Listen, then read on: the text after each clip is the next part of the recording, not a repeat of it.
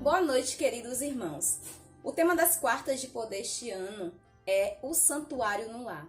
E nós não poderíamos falar sobre os aspectos da vida em família sem incluir o relacionamento da família com a igreja. Nós já falamos aqui sobre o relacionamento entre cônjuges, entre pais e filhos, mas não podemos esquecer que esses relacionamentos não se restringem apenas ao lar, mas incluem também a extensão da família, tanto de sangue como da fé. Deus nos colocou no mundo como uma força influenciadora, por isso devemos nos preocupar com as outras pessoas também. Em Mateus 12, 46 a 50 está escrito: Falava ainda Jesus à multidão quando sua mãe e seus irmãos chegaram do lado de fora, querendo falar com ele. Alguém lhe disse: Tua mãe e teus irmãos estão lá fora e querem falar contigo. Quem é minha mãe e quem são meus irmãos? Perguntou ele. E estendendo a mão para os discípulos disse: Aqui são minha mãe e meus irmãos, pois quem faz a vontade de meu Pai que está nos céus, este é meu irmão, minha irmã e minha mãe. Nesse incidente, Jesus não queria nos ensinar que nós devemos desconsiderar os membros da família, mas ele queria nos ajudar a entender que o relacionamento entre pessoas com princípios semelhantes nos ajuda no crescimento espiritual. Por isso, as pessoas que se encontram no pátio do santuário são nossos irmãos e irmãs na fé, nossa comunidade da igreja. Portanto, como a família deve se relacionar com os membros da igreja? Na comunidade da igreja e na interação com seus membros, a família deve encontrar um lugar seguro, onde os filhos possam interagir com pessoas com os mesmos objetivos. Desta forma, a comunidade da igreja é um refúgio para os filhos contra as influências negativas do mundo lá fora. Essa proteção não diz apenas a proteção física, mas também a mental e a espiritual. Por isso, as atividades oferecidas na igreja devem promover o crescimento espiritual. Contudo, deve-se lembrar que ser membro da igreja não é o suficiente para que essa proteção aconteça. É preciso também que os filhos estejam envolvidos nas atividades que a igreja oferece e também aprender e praticar os seus ensinamentos. Mas, para que isso aconteça, deve haver um preparo no lar. Quando os cultos são realizados no lar, as crianças sentem vontade de participar dos cultos na igreja. Quando a lição da escola sabatina é estudada no lar, as crianças sentem vontade de participar da escola sabatina na igreja, pois elas terão conhecimento prévio e poderão contribuir de alguma forma. Quando a família tem um espírito missionário e auxiliam seus vizinhos, as crianças também querem participar das atividades missionárias da igreja. Quando a criança é ensinada a ajudar nas atividades domésticas do lar, elas também sentem vontade de auxiliar nas atividades da igreja, se desenvolvendo em algum ministério.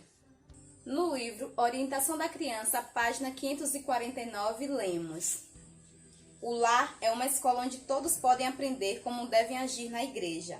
Quando todos forem membros da família real, haverá verdadeira delicadeza na vida doméstica. Cada membro da família procurará torná-la agradável a cada um dos demais. Os anjos de Deus, que ministram em favor dos que serão herdeiros da salvação, ajudar-vos-ão a tornar a vossa família um modelo da família celestial. Haja paz no lar e haverá paz na igreja.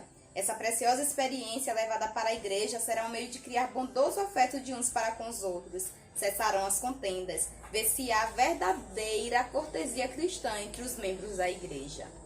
Se a família é uma igreja no lar, no sentido completo da palavra, sua influência na igreja será uma grande bênção. O lar prepara os filhos para serem uma bênção na igreja e a igreja irá completar o trabalho que se iniciou no lar pelos pais. Cada família é uma igreja sobre a qual presidem os pais. Deve ser a primeira consideração destes trabalhar para a salvação de seus filhos. Quando o pai e a mãe, como sacerdotes e professores da família, assumem sua inteira posição ao lado de Cristo, exercer-se-á no lar boa influência. E essa influência santificada será sentida na igreja e reconhecida por todo crente. Devido à grande falta de piedade e santificação no lar, a obra de Deus é grandemente pedida. Nenhum homem pode levar para a igreja uma influência que não exerce na vida doméstica e em suas relações comerciais. Os anjos de Deus, que ministram em favor dos que serão herdeiros da salvação, ajudar-vos-ão a tornar a vossa família um modelo da família celestial. Haja paz no lar e haverá paz na igreja. Essa preciosa experiência levada para a igreja será um meio de criar bondoso afeto de uns para com os outros. Cessarão as contendas, ver-se há verdadeira cortesia cristã entre os membros da igreja. O mundo conhecerá que eles têm estado com Jesus e que dele tem aprendido. Que impressão exerceria a igreja sobre o mundo se todos os membros levassem vida cristã? Que responsabilidade a família tem sobre a igreja? E às vezes nós vamos à igreja querendo que ela seja uma influência para o nosso lar e nos esquecemos que a igreja é composta por família. A igreja é o resultado do que nós somos no lar. E o grupo da família que forma a igreja será uma influência na comunidade. Se as famílias estão distantes de Deus, isso refletirá negativamente na igreja. A igreja enfraquecerá. Se as famílias estão em completa comunhão com o Senhor, então a igreja se fortalecerá e os projetos terão êxito para com os de fora.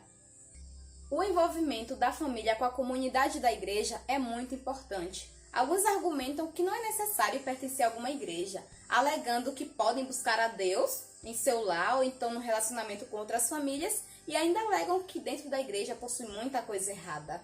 Em Marcos 2,17, Jesus se identifica como um médico dizendo: não são os que têm saúde que precisam de médico, mas sim os doentes. E ele vai e declara a sua missão: eu não vim para chamar justos, mas pecadores. A igreja é como um hospital e Jesus, o grande médico, está buscando curar os feridos pelo pecado.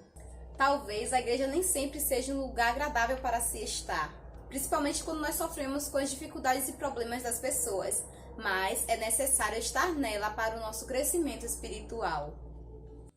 A igreja não é um lugar perfeito, assim como não é um hospital, mas ainda assim é um lugar seguro contra as influências do mal e um lugar onde podemos desenvolver o amor e o serviço ao próximo. Precisamos aprender e ensinar nossos filhos a amar as pessoas que estão lutando para se manter perto de Jesus. A comunidade da igreja é um lugar de arrependimento, confissão e abandono do pecado. Ao participarmos dela, devemos ter um coração sensível para a condição dos membros. Por isso, nosso desejo deve ser ajudar os membros a se aproximar de Deus e se livrar dos seus pecados. Por isso, devemos juntos, unidos, orar para que haja um fortalecimento espiritual dos nossos irmãos. Vários momentos na igreja nos dão a oportunidade de um novo recomeço.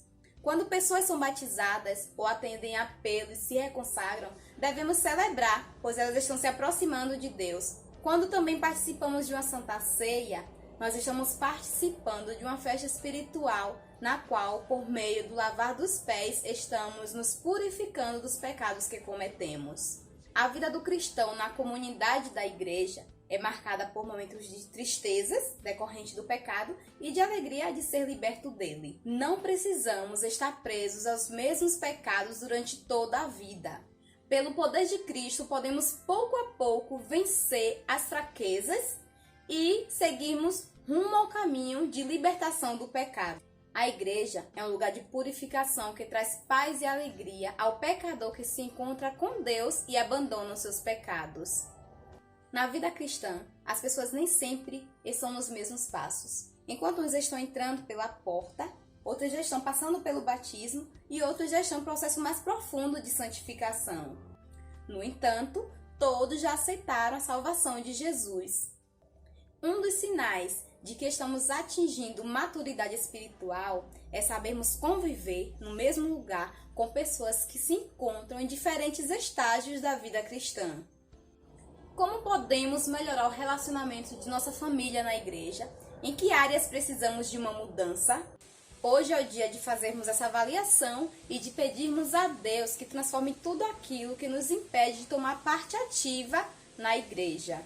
Precisamos pedir que Ele coloque em nós e em nossa família amor pelos pecadores, amor pelos que estão buscando a Cristo e o desejo de ver cada vez mais pessoas passando pela porta da salvação, buscando se afastar dos seus pecados e tendo um encontro com Cristo Jesus.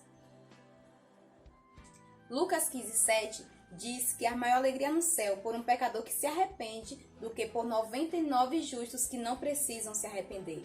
Que possamos nos alegrar com o céu quando entrar pela porta do pátio uma pessoa buscando a salvação. Que possamos ensinar nossos filhos a amar aquelas pessoas que estão lutando contra o pecado e passando pelo processo de conversão.